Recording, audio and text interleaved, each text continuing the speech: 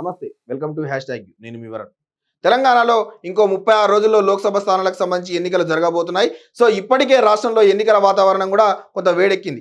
అధికార కాంగ్రెస్, ప్రతిపక్ష బీఆర్ఎస్‌తో పాటు బీజేపీ సైతం కొంత ప్రచారంలో నిమగ్నమయ్యాయి.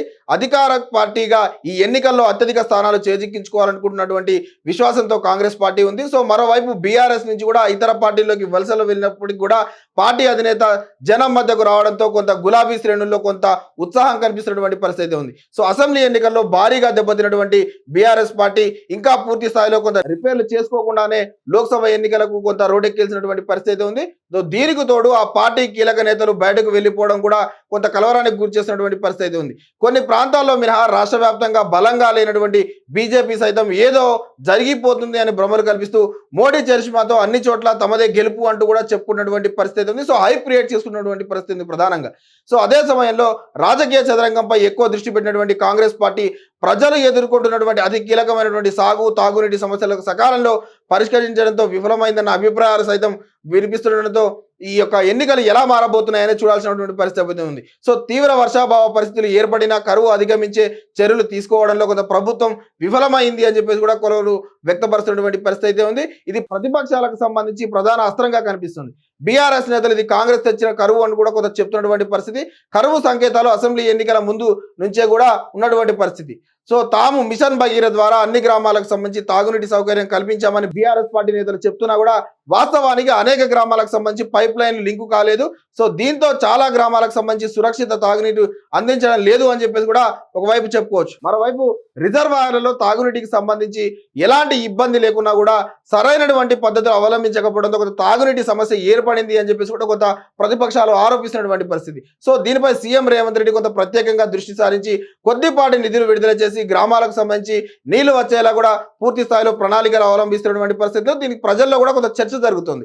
సో దీన్ని కాంగ్రెస్ పార్టీ కొంత పరిష్కరిస్తుందనే అంశం కూడా ఎన్నికల్లో ప్రభావం చూపే అవకాశాలు అయితే ఉన్నాయి అని చెప్పేసి కూడా కొంత రాజకీయ వర్గాల్లో చర్చ అయితే నడుస్తుంది.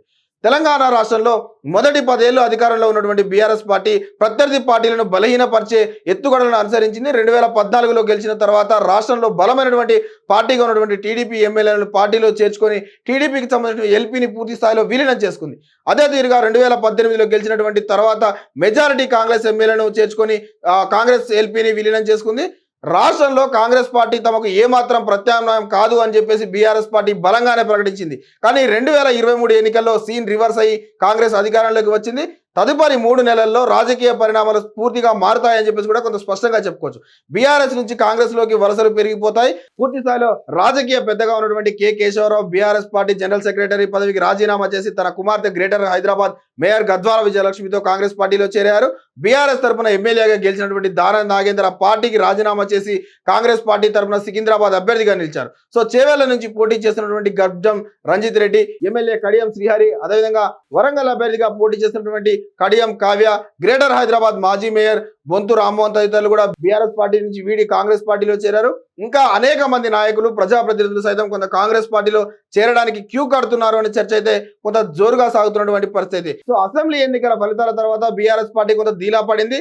సో కాంగ్రెస్ మరింత బలపడినటువంటి పరిస్థితి. సో బీఆర్ఎస్ స్థానాన్ని బీజేపీ ఆక్రమించే ప్రయత్నాలు చేసినా కూడా కొంత సఫలం కాలేదు అన్న అభిప్రాయం కూడా వ్యక్తమవుతున్నటువంటి పరిస్థితి ఉంది. ప్రస్తుతం 2018 ఎన్నికలకు సంబంధించిన తర్వాత కాంగ్రెస్ పార్టీ ఎలాంటి పరిస్థితి ఏర్పడిందో ప్రస్తుతం బీఆర్ఎస్ కూడా కొంత అలాంటి పరిస్థితి ఉంది అన్న చర్చ అయితే సాగుతున్నటువంటి పరిస్థితి. సో ఇటువంటి రాజకీయ పరిస్థితుల నేపథ్యంలో తెలంగాణలో లోక్సభ ఎన్నికల్లో ఏ నియోజకవర్గంలో ఏ పార్టీ బలంగా ఉన్నది, ఎవరికి విజయావకాశాలు ఎక్కువగా ఉన్నాయని అంశాలే ఏ నలుగురు కలిసినా కూడా కొంత చర్చించుకున్నటువంటి పరిస్థితి ఉంది. సో సాధారణంగా ఓటరు ఏ వైపు ఆలోచిస్తారు, ఆ నాయకులకు సంబంధించి సానుకూల అంశాలు ప్రతికూల అంశాలు ఏమిటో కొంత తెలుసుకునే ప్రయత్నంలో అయితే వివిధ క్షేత్రస్థాయి పరిశీలన చేసింది. పలువురు విశ్లేషకుల సైతం కొంత చర్చించుకున్నటువంటి పరిస్థితి.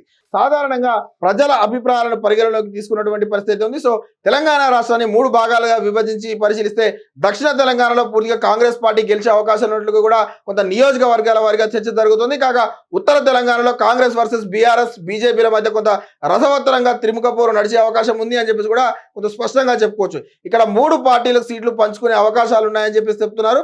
ప్రధానంగా గ్రేటర్ హైదరాబాద్ పరిధిలోని 4 పార్లమెంట్ స్థానాలకు పరిశీలిస్తే 3 స్థానాల్లో కాంగ్రెస్ వర్సెస్ బీజేపీగా గెలుపు కోసం కొంత హోరాహోరీ పోరాటం జరగనుంది. ఇక ముఖ్యంగా అర్బన్ సెమీ అర్బన్ నియోజకవర్గాలైనటువంటి సికింద్రాబాద్ కానీ మల్కాజ్గిరి కానీ చేవెళ్ళ కానీ బీఆర్ఎస్ నుంచి వలస వచ్చినటువంటి లీడర్లకి కొంత కాంగ్రెస్ పార్టీ టికెట్లు ఇచ్చింది. సో దీని పట్ల కొంత ఒకంత అనాసక్తి వ్యక్తం అవుతుందని చెప్పేసి తెలుస్తుంది. సొంత పార్టీ నాయకులు లేదా బయట నుంచి తెచ్చుకొని పోటీ చేయించడం అవసరమా అన్న ప్రశ్నలు కూడా కొంత కాంగ్రెస్ పార్టీ శ్రేణుల్లో వ్యక్తమవుతున్నటువంటి పరిస్థితి ఉంది. సో పైగా అర్బన్ ఓటు బ్యాంక్ చివరి నిమిషంలో ఎటువైపు టర్న్ తీసుకుంటుందో కూడా కొంత చెప్పడం కష్టమైనటువంటి పరిస్థితి ఉంది. సో బీఆర్ఎస్ అత్యధికంగా అసెంబ్లీ సీట్లు గెలుచుకున్నటువంటి గ్రేటర్ పార్లమెంట్ పరిధిలో ఎన్నికల్లో 3వ స్థానానికి పరిమితం అయ్యేటట్లు ఉంది అని చర్చ కూడా సాగుతున్నటువంటి పరిస్థితి ఉంది. హైదరాబాద్ మినహా మిగిలిన 3 నియోజకవర్గాల్లో కాంగ్రెస్ వర్సెస్ బీజేపీ మధ్య నువ్వా నేనా అన్నట్టుగా కొంత పోటీ నడిచే పరిస్థితి ఉంది. సో పైగా ఈ ప్రాంతానికి చెందినటువంటి అనేక మంది బీఆర్ఎస్ పార్టీ నేతలు కూడా కొంత కాంగ్రెస్ లో చేరడం కాంగ్రెస్ కు కలిసి వచ్చే అంశంగా చెప్పుకోవచ్చు.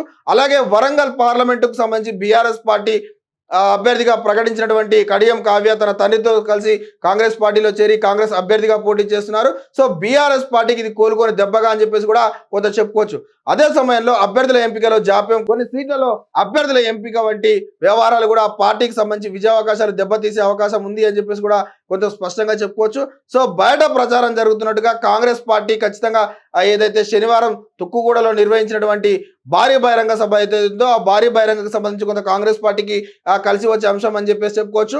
ముఖ్యంగా ప్రస్తుతం ఉన్నటువంటి రాజకీయ పరిస్థితుల నేపథ్యంలో ఇక్కడ కాంగ్రెస్ వర్సెస్ బీజేపీగానే మధ్య పోటీ జరగబోతుంది అని చెప్పేసి కూడా కొంత స్పష్టంగా చెప్పుకో. ఏదేమైనా కూడా బీజేపీ ఏదైతే ప్రస్తుత తెలంగాణ రాష్ట్రంలో కొంత హైప్ చూపించుకునే ప్రయత్నం చేస్తున్నప్పటికీ కూడా కొంత అంత మేర బీజేపీకి బలం లేదు అని కొంత చర్చ జరుగుతున్నటువంటి పరిస్థితి. కేవలం కాంగ్రెస్ పార్టీ ఖచ్చితంగా తెలంగాణ రాష్ట్ర వ్యాప్తంగా 17 లోక్సభ స్థానాలకు గాను 10కు పైగా స్థానాలు గెలుచుకుంటే బీజేపీ మరియు బీఆర్ఎస్ 2 నుంచి 3 2 లేదా 1 స్థానాలకు పరిమితి అవకాశం ఉంది అని చెప్పేసి కూడా కొంత స్పష్టంగా తెలుస్తున్నటువంటి పరిస్థితి ఉంది. ఏదేమైనా కూడా కొంత ప్రస్తుతం ఉన్నటువంటి పరిస్థితుల ఆధారంగా కాంగ్రెస్ పార్టీ హవా కొనసాగబోతుంది పార్లమెంట్ ఎన్నికల్లో అని చెప్పేసి కూడా కొంత స్పష్టంగా చెప్పుకోవచ్చు. సో మరిన్ని తాజా సమాచారాల కోసం చూస్తూనే ఉండండి